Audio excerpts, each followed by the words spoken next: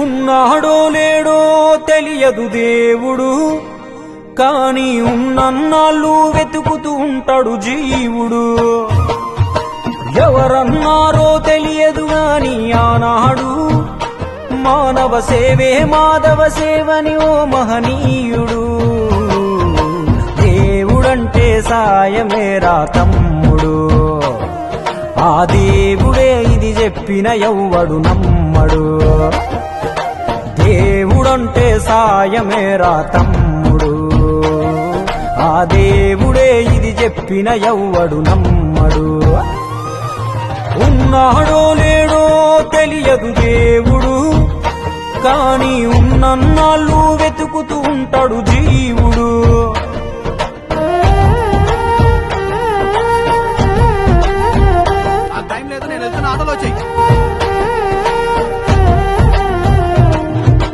అయాలదొడిగిన అంగీలాగే రాదుర పిలగా నీతో అనుకోకుండా నువ్వోతే ఆయాసమెందుకు ఐసా పైసా అంటూ ఓ అనుమంతో నువ్వు మార్చగలవ తల రాతే.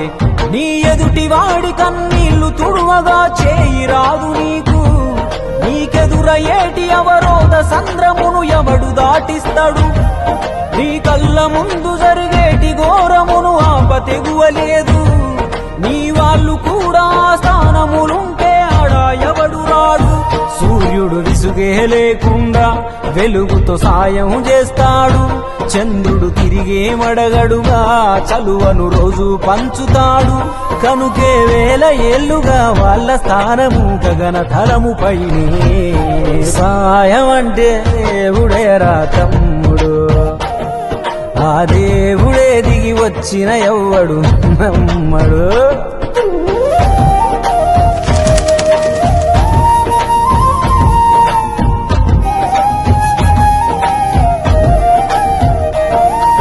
పిడికెడు కడుపుకు సాలద నీకు ఎందుకు ఆస్తులాశ, మూడో తరముల దాకా వరస నువ్వు శ్రమించి గట్టిన నీ ఇంట్లోనే ఉంచరు గోడకు ఫోటో, గుర్తుండదు నీ పేరేంటో. సాయం అంటే పైసలే కాదు, సంపదతో పనే లేదు, అవసరానికో మంచి మాట ముందేది సాటి రాదు. ఎనగేసుకున్న ఆస్తి పైన నీ పేరే ఉండదెప్పుడు, నువ్వు చేసుకున్న పుణ్యాల ఫలమే నీదయ్యా ఎల్లప్పుడు.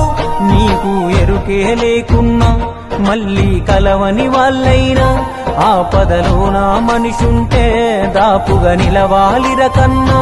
మళ్ళీ తిరిగి తిరిగి అది నిన్ను చేరుతది ఏదో రూపానా, ఇంకేదో రూపానా. చేసి కొడతారా? థ్యాంక్ యూ సార్, న్యాయంగానే కొన్నాను సార్, పక్కబట్టి కొట్టారు సార్. అబ్బా అబ్బా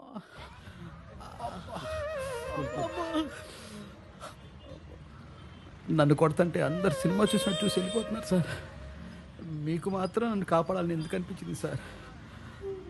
నీకు జరిగినట్టే నాకు ఒకరోజు జరిగింది.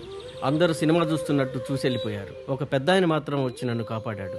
ఆ సినిమా చూస్తున్నట్టున్నది నువ్వు, నన్ను కాపాడింది మీ నాన్న. నువ్వు సంపాదించుకున్నది నీకు ఏమాత్రం ఉపయోగపడిందో నాకు తెలియదు, మీ నాన్న చేసిన సాయమే నీకు ఈరోజు సాయపడ్డది.